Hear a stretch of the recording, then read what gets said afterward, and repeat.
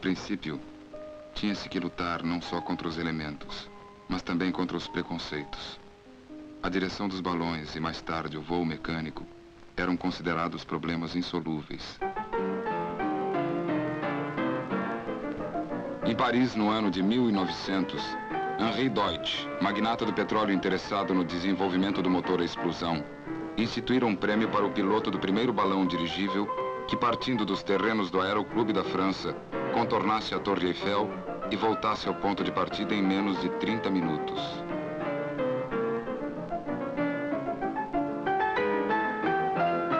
Para concorrer ao prêmio, apresentou-se Alberto Santos Dumont, então com 27 anos de idade, filho de Henrique Dumont, engenheiro, que depois de ter feito fortuna com o café, ficou hemiplégico num desastre de charrete. Vendeu então sua fazenda e mandou o filho mais moço estudar mecânica em Paris, com a recomendação de que não se fizesse doutor, nem se preocupasse em ganhar a vida, pois ele lhe deixaria o necessário para viver.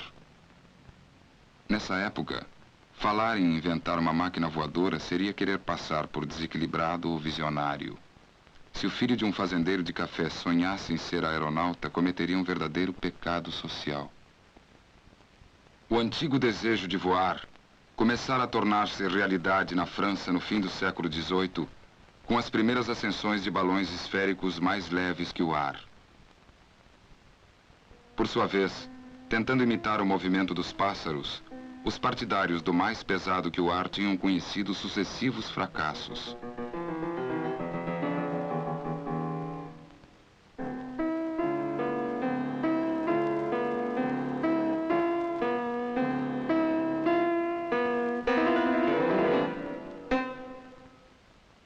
Santos Dumont fez mais de 20 ascensões em balões esféricos antes de mandar construir seu primeiro projeto.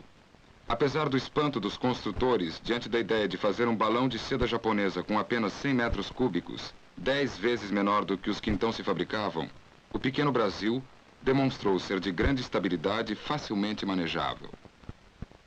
Insatisfeito por se sentir à mercê dos ventos e das correntes de ar, projeta seu primeiro balão dirigível.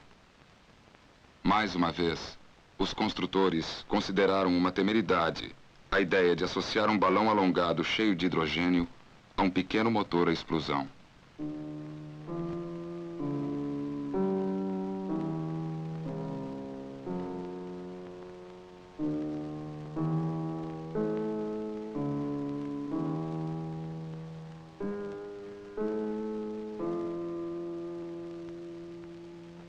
Depois de 3 anos de experiências, várias quedas em que por pouco não perdeu a vida e algumas ascensões bem-sucedidas, Santos Dumont finalmente se apresentaria com seu balão número 6 diante da comissão julgadora do Prêmio Deutsch, no dia 19 de outubro de 1901.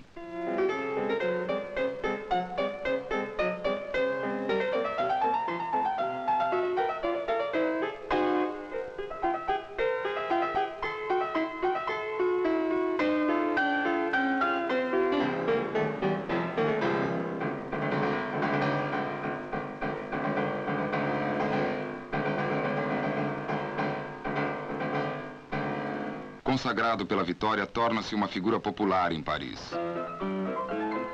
Frequenta os cafés elegantes. É retratado pelos grandes caricaturistas da época.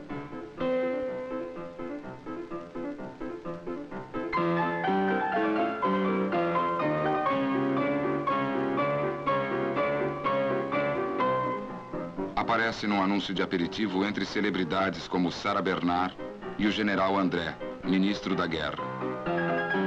2 anos depois, podia ser visto cruzando a cidade no seu pequeno balão número 9.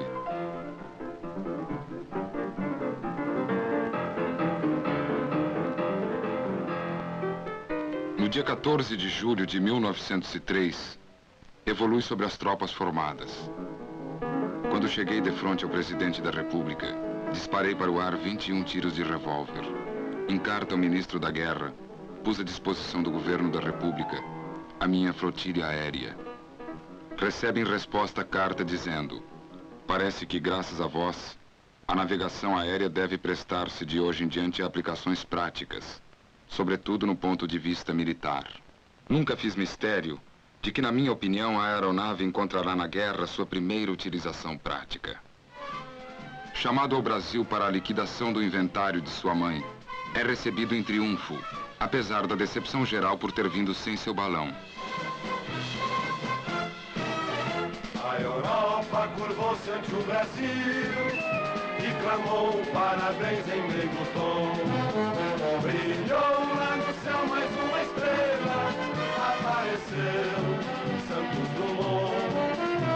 Brilhou lá no céu mais uma estrela. Visita a casa onde nascera em Cabangu e volta para Paris 16 dias depois, declarando aos jornais que não trouxera seu balão porque para voar no Rio de Janeiro precisaria de um hangar com 50 metros de comprimento, usina de hidrogênio e mecânicos. Nada do que existia aqui. É em Paris que quero gozar, como recompensa, a doçura de ser o que me censuraram de ser. Um sportsman da aerostação. Na realidade, não há um lugar como Paris para as experiências de aeronaves. Enquanto na Prússia, Guilherme II intensifica as manobras militares, na França e na Inglaterra os oradores exacerbam o nacionalismo, Santos Dumont se ocupa com um projeto de helicóptero e começa a se dedicar ao mais pesado que o ar. Acreditando no valor da experiência prática, associa numa primeira etapa o mais leve ao mais pesado que o ar. Testa em seguida seu aparelho, suspenso por cabos de aço e rebocado por um burrico, para só então, após ter trocado o motor de 24 cavalos por um de 50, tentar seu primeiro voo. No dia 23 de outubro de 1906, transpõe cerca de 50 metros a uma altura de 3 metros. E no dia 12 de novembro, após várias tentativas falhas, percorre 220 metros em 21 segundos, ganhando o prêmio oferecido pelo Aeroclube da França. As câmeras registraram o voo de um aeroplano que se alçara por seus próprios meios. Inaugurava-se a época heróica da aviação. Farman ganha o prêmio Deutsche Archdeacon para o primeiro voo de 1 quilômetro em circuito fechado. Santos Dumont constrói o monoplano Demoiselle, 8 vezes menor que o 14 bis, com o qual obtém o recorde de velocidade de 96 km por hora. Blériot faz a primeira travessia do Canal da Mancha. A aviação se torna um negócio de Estado. Afonso XIII da România cumprimenta Pegu, autor do primeiro loop.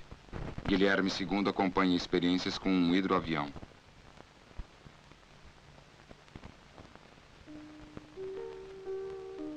Nestas experiências, tinha, durante 10 anos, recebido os choques mais terríveis. Sentia-me com os nervos cansados.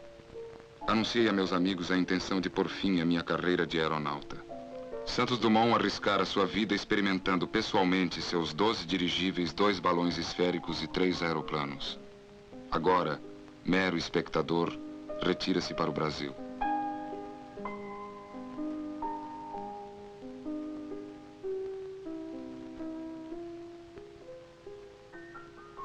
Uma recepção apoteótica o espera, em meio à qual os jornais comentam.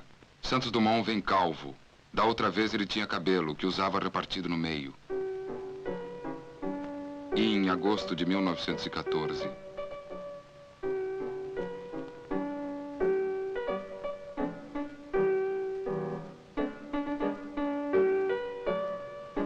Entre a alegria inocente das primeiras tropas que embarcavam para o fronte, a dura realidade dos combates e o fim da guerra, 8 milhões de civis e militares mortos. Realizara-se mais uma predição de Santos Dumont. O avião encontrara na guerra uma de suas primeiras utilizações práticas, mas numa dimensão e com um resultado muito além do que ele jamais pudera imaginar.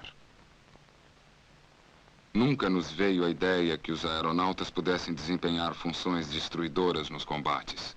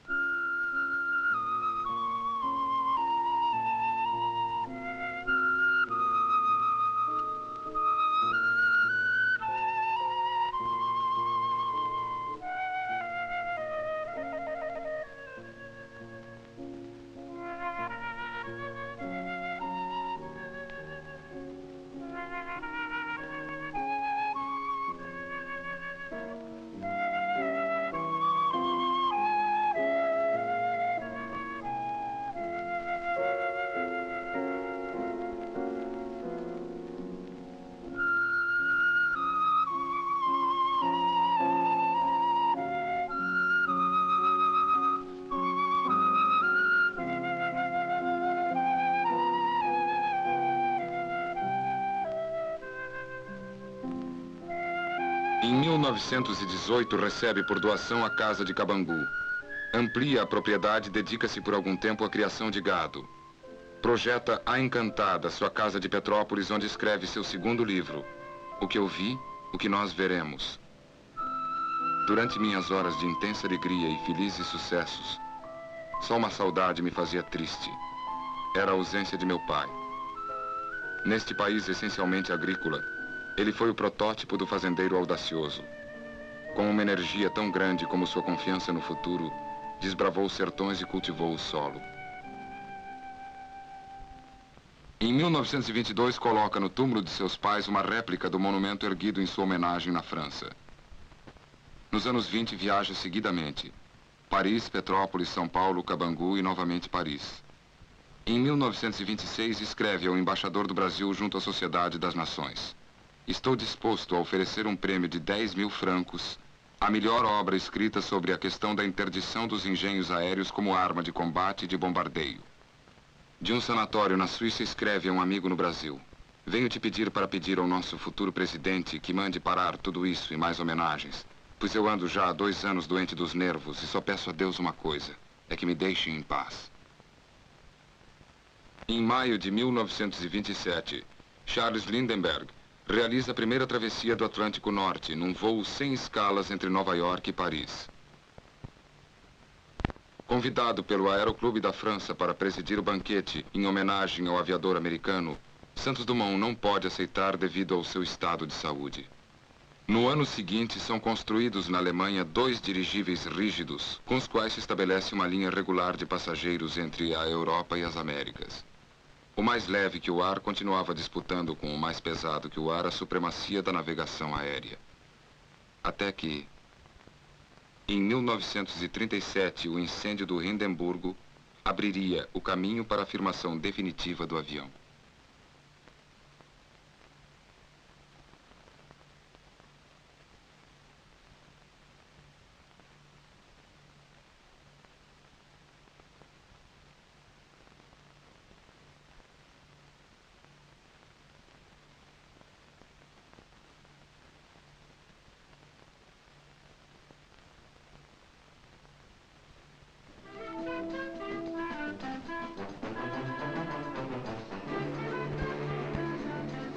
Santos Dumont volta mais uma vez ao Brasil.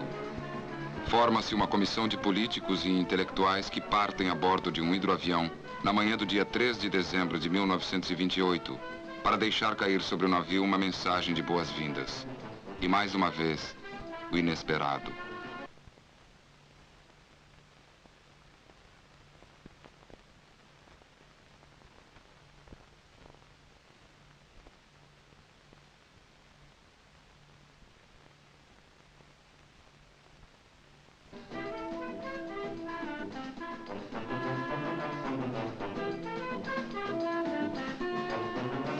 Abatido com a tragédia, tenta cancelar as homenagens que estavam preparadas, mas não consegue.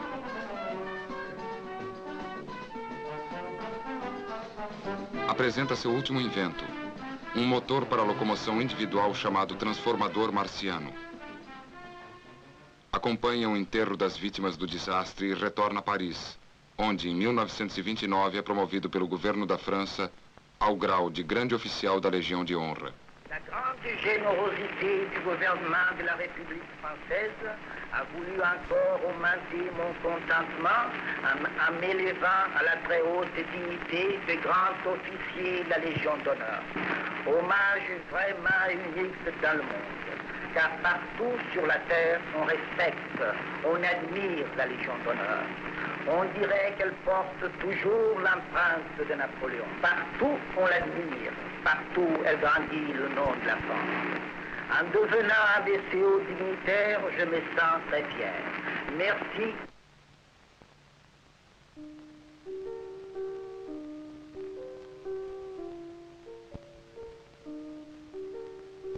Sua última viagem ao Brasil termina na praia de Guarujá, em meio às notícias da Revolução Paulista, no dia 23 de julho de 1932.